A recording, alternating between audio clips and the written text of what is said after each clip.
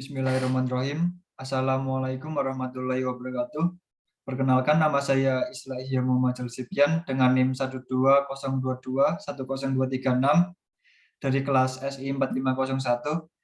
Perkenankan saya memaparkan materi bab 5 yang berjudul Manusia Menurut Islam.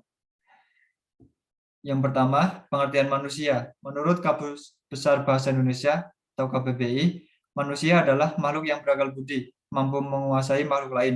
Kesatuan antara unsur jasmaniah dengan unsur rohaniah yang kemudian membuat manusia terwujud sebagai makhluk yang paling sempurna.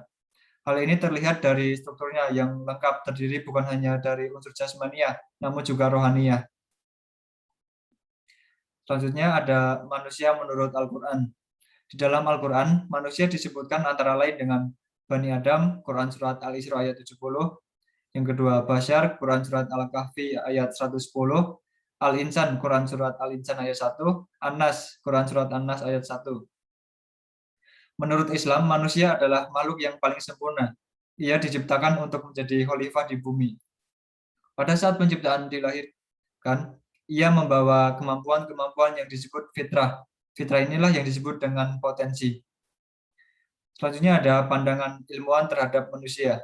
Pandangan tentang manusia bukan hanya relevansi teoritis, namun mempunyai implikasi praktis. Bentuk pandangan mengenai manusia pun akan mempengaruhi sikap kita sebagai makhluk sosial.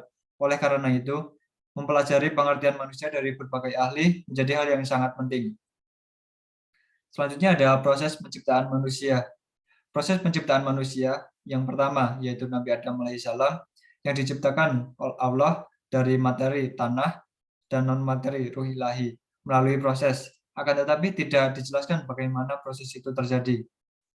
Di dalam surat Al-An'am ayat 2, Allah Subhanahu wa taala menyatakan bahwa manusia diciptakan dari tanah. Sedangkan di dalam surat Ar-Rahman ayat 14, Allah Subhanahu wa taala menyatakan bahwa Ia menciptakan manusia dari tanah kering seperti tembikar.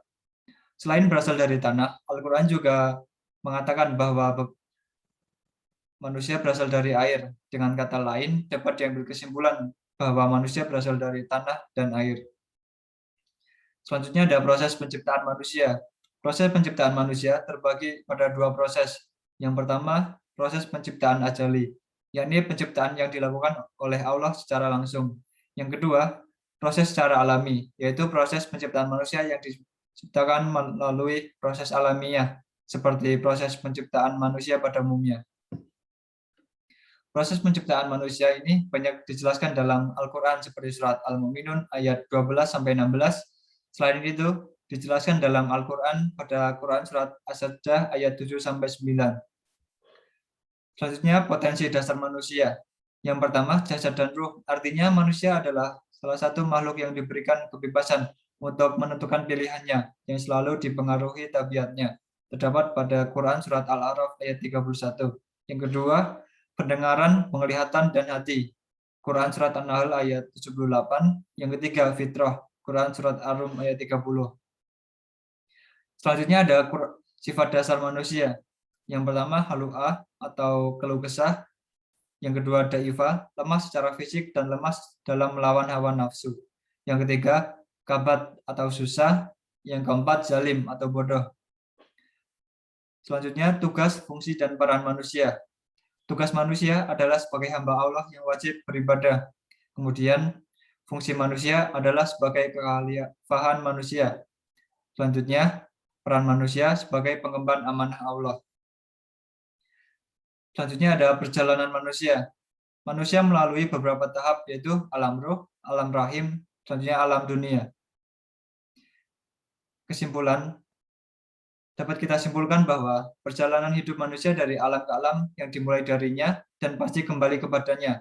Oleh karena itu, kita sebagai manusia diwajibkan untuk selalu ingat kepadanya agar senantiasa diberikan syafaatnya. Sekian pemaparan materi dari saya. Apabila ada kesalahan, saya mohon maaf. Wassalamualaikum warahmatullahi wabarakatuh.